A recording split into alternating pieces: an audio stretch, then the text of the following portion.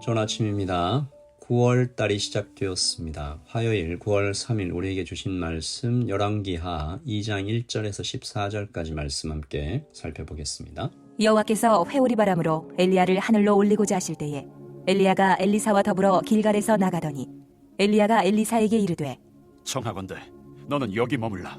여호와께서 나를 베델로 보내시느니라. 하니 엘리사가 이르되 여호와께서 살아계심과 당신의 영혼이 살아있음을 두고 맹세하노니 내가 당신을 떠나지 아니하겠나이다. 하는지라. 이에 두 사람이 베델로 내려가니 베델에 있는 선지자의 제자들이 엘리사에게로 나와 그에게 이르되 여호와께서 오늘 당신의 선생을 당신의 머리 위로 데려가실 줄을 아시나이까? 하니 이르되 나도 또한 아노니 너희는 잠잠하라. 하니라. 엘리야가 그에게 이르되 엘리사야, 청하건대 너는 여기 머물라. 여호와께서 나를 여리고로 보내시느니라. 엘리사가 이르되 여호와께서 살아계심과 당신의 영혼이 살아있음을 두고 맹세하노니 내가 당신을 떠나지 아니하겠나이다. 하니라. 그들이 여리고에 이르매 여리고에 있는 선지자의 제자들이 엘리사에게 나와 이르되 여호와께서 오늘 당신의 선생을 당신의 머리 위로 데려가실 줄을 아시나이까? 하니 엘리사가 이르되 나도 아노니 너희는 잠잠하라. 엘리야가 또 엘리사에게 이르되 청하건대 너는 여기 머물라.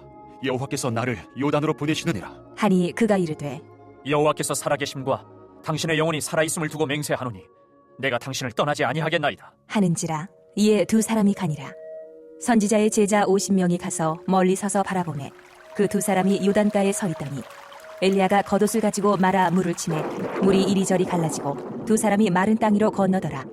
건너매 엘리야가 엘리사에게 이르되 나를 네게서 데려감을 당하기 전에 내가 네게 어떻게 할지를 구하라. 엘리사가 이르되 당신의 성령이 하시는 역사가 갑절이나 내게 있게 하소서. 하는지라. 이르되 네가 어려운 일을 구하는도다. 그러나 나를 네게서 데려가시는 것을 네가 보면 그 일이 네게 이루어지려니와 그렇지 아니하면 이루어지지 아니하리라. 하고 두 사람이 길을 가며 말하더니 불수레와 불말들이 두 사람을 갈라놓고 엘리야가 회오리 바람으로 하늘로 올라가더라. 엘리사가 보고 소리 지르되 내 아버지여, 내 아버지여, 이스라엘의 병거와 그 마병이여. 하더니 다시 보이지 아니하는지라. 이에 엘리사가 자기의 옷을 잡아 둘로 찢고 엘리야의 몸에서 떨어진 겉옷을 주워 가지고 돌아와 요단 언덕에 서서 엘리야의 몸에서 떨어진 그의 겉옷을 가지고 물을 치며 이르되 엘리야의 하나님 여호와는 어디 계시니까? 하고 그도 물을 치매 물이 이리저리 갈라지고 엘리사가 건너니라. 아멘. 하나님의 말씀입니다. 한 번 더 읽으시면서 묵상하시겠습니다.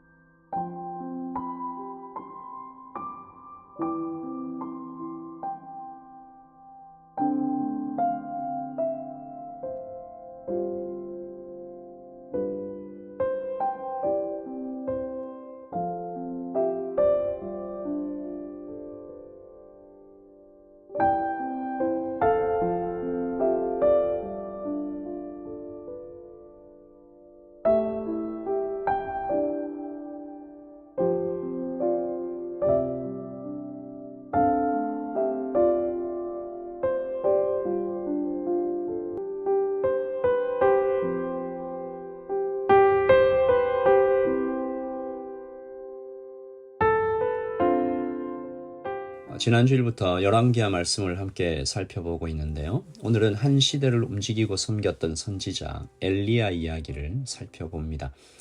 오늘 12절에 엘리사가 엘리야를 부를 때 이스라엘의 병거요 마병이요 이렇게 부르거든요.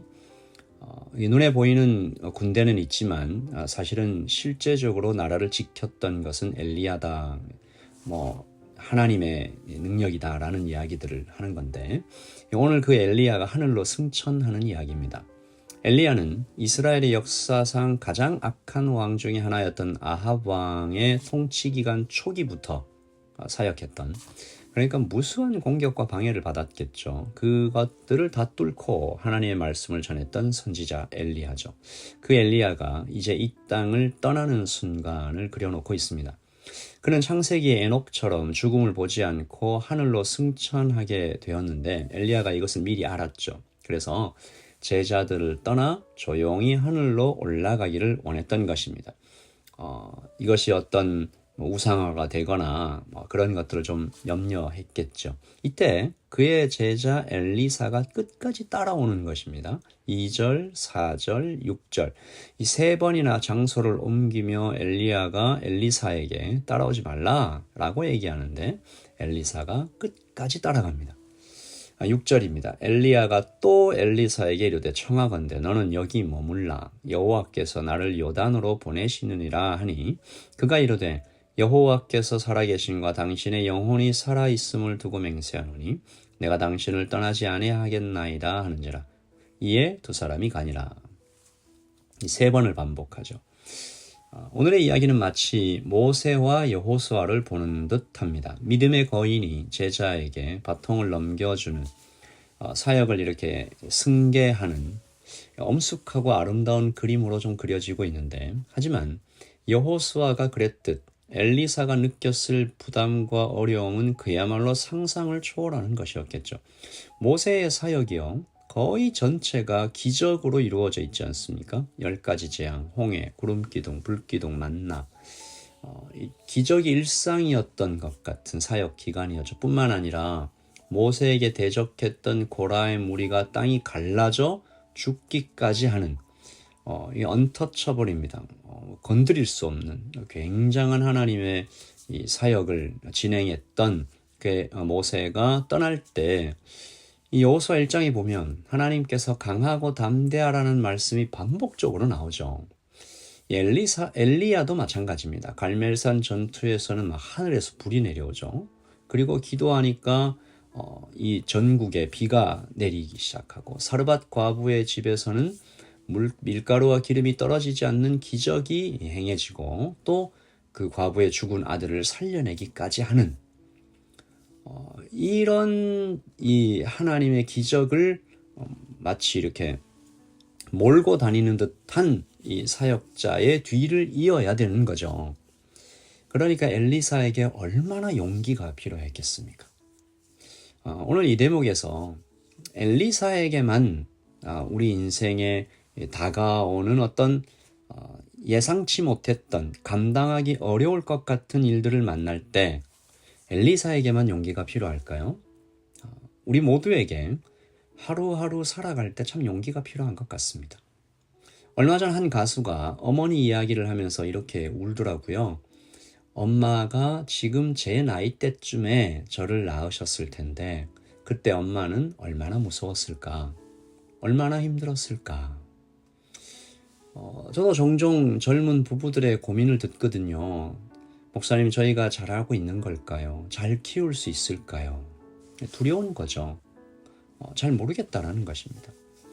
육아뿐만이 아닙니다. 직장, 사업, 관계 등에서 우리에게 정말 날마다 용기가 필요하죠. 그냥 살아가도 용기가 필요한데 그리스도인으로 살아가는 것에는 얼마나 많은 용기와 지혜가 필요할까요? 잘할 수 있을까? 잘하고 있는 걸까? 어떻게 해야 하는 걸까? 오늘 엘리사가 두려움과 고민을 이겨내고 하나님의 선지자로 우뚝 서가는 과정들을 살펴보면서 하나님, 저에게도 이 엘리사의 갔던 길을 따라가면서 우리에게도 똑같이 두려움과 고민을 이겨내고 하나님의 아들로, 딸로, 하나님의 백성으로 그리스도인으로 이 땅을 잘 살아갈 수 있도록 힘주십시오라는 기도를 드리는 이 아침입니다. 우리 세 가지를 좀 살펴보겠습니다. 첫째, 엘리사가 아까 말씀드렸던 것처럼 엘리야를 따라갑니다. 영적인 지도자를 끝까지 따라가며 섬기는 모습을 보여주는데 이것을 통해서 우리가 충성을 보죠. 사람에게 충성하는 것 아닙니다. 하나님께서 나를 보내신 그 자리를 충성하는 거고요. 내가 섬겨야 할 나에게 보내신 그 리더를 섬겨가는 것이죠. 엘리사는 충성을 다했습니다. 엘리사가 눈에 보이는 엘리야에게 충성을 다했듯이 하나님께도 그렇게 충성을 다해가는 거죠. 둘째, 엘리사가 은혜를 구하는 장면입니다. 9절이죠. 건너매 엘리야가 엘리사에게 이르되 나를 내게서 데려감을 당하기 전에 내가 너에게 어떻게 할지를 구하라. 엘리사가 이르되 당신의 성령이 하시는 역사가 갑절이나 내게 있게 하소서. 엘리야에게 있었던 성령님의 그 능력이 나에게는 좀 그 배로 나타나게 해달라. 이것은 능력에 대한 욕심이 아니고요. 내 힘으로 할 수 있다는 생각이 조금도 없는 것입니다. 내가 좀 노력하면 할 수 있겠다라는 수준으로 하나님의 사명을 해석하는 것이 아닌 거죠. 우리가 살아가는 신앙에도 이 태도가 얼마나 필요합니까? 내가 노력하면 하나님의 기준을 만족시킬 수 있을 것 같은 착각과 오해에서 하루빨리 벗어나야 됩니다. 나는 부족합니다라는 다른 표현으로 엘리사가 은혜를 구하고 있는 것처럼 하나님, 제 생각과 제 경험과 제 판단과 그 어떤 저에게 있는 어떤 것이라도 이 하나님의 사람으로 오늘을 살아갈 때 부족합니다. 아무것도 아닙니다. 은혜를 주시옵소서. 불쌍히 여겨주시옵소서라고 기도하는 이 아침이 되어야겠습니다. 그리고 마지막 셋째입니다. 믿음으로 행했습니다. 영적 지도자를 따라가는 그 충성과 순종, 그리고 은혜를 구하는 겸손함과 간절함. 그런데 이 세 번째 믿음으로 행하는 것이 없다면 그 모든 것들은 그냥 우리 머리 안에서 돌아가는 관념적인 것밖에 안 되겠죠. 엘리사는 행했습니다. 14절. 엘리야의 몸에서 떨어진 그의 겉옷을 가지고 물을 치며 이르되 엘리야의 하나님 여호와는 어디 계시나이까 하고 그도 물을 치매 물이 이리저리 갈라지고 엘리사가 건너니라. 기가 막힌 기도죠. 엘리야의 하나님 여호와는 어디 계시니까? 하나님께서 엘리야를 통해서만 역사하시는 분 아니지 않습니까? 이 얘기죠. 아무 징조는 없었어요. 어떤 엘리사에게 어떤 그 능력이 임했다라는 느낌이 왔다거나 신비로운 무엇인가 나타났다거나 이거 아닙니다. 엘리사는 그의 리더였던 엘리야가 했던 그대로 따라하면서 나의 하나님을 불렀죠. 그리고 기적은 일어났습니다. 우리가 오늘 믿음으로 행해야 될 것이 무엇인지 알려주는 말씀입니다. 목사님들의 설교를 들으며 또 어떤 우리 영적인 선배들의 정말 기가 막힌 영적 승리에 대한 이야기를 들으며 감탄하고 동의하는 것은 내 믿음이 아닙니다.